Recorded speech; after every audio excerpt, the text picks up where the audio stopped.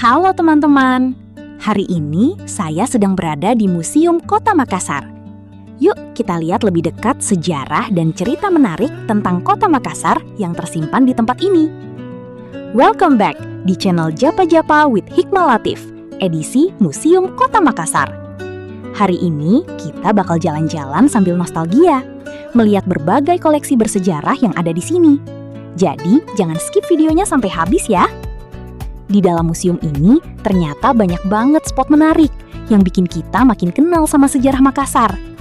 Pertama, ada ruangan yang berisi berbagai pakaian adat khas Sulawesi Selatan.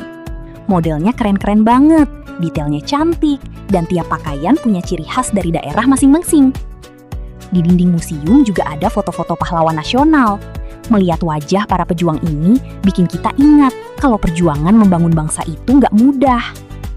Nah, salah satu spot favorit di sini adalah tangga bergaya vintage dengan karpet merah. Vibes klasiknya dapet banget, estetik dan cocok jadi background foto. Lalu, ada juga ruang sidang model zaman dulu. Isi ruangan dan suasananya bikin kita ngebayangin gimana rapat penting dilakukan pada masa itu. Selanjutnya, ada ruangan yang menampilkan foto-foto wali kota Makassar dari masa ke masa. Jadi, kita bisa lihat perjalanan para pemimpin kota ini sampai sekarang. Di museum ini juga ada meja kerja wali kota Ujung Pandang, M. Patompo. Ini salah satu benda bersejarah yang pernah dipakai langsung saat beliau menjabat. Ada juga dokumentasi teater-teater yang pernah ada di Makassar tempo dulu. Ternyata dunia hiburan di Makassar sudah hidup sejak lama. Masuk ke ruangan berikutnya, ada koleksi alat-alat musik tradisional yang jadi bagian penting budaya Sulawesi Selatan. Di sini juga ada lukisan Ratu Belanda, yaitu Ratu Wilhelmina, yang jadi salah satu peninggalan dari masa kolonial. Selain itu, ada uang-uang koin jadul yang dulu dipakai buat jual beli. Menarik banget lihat bentuk mata uang zaman dulu.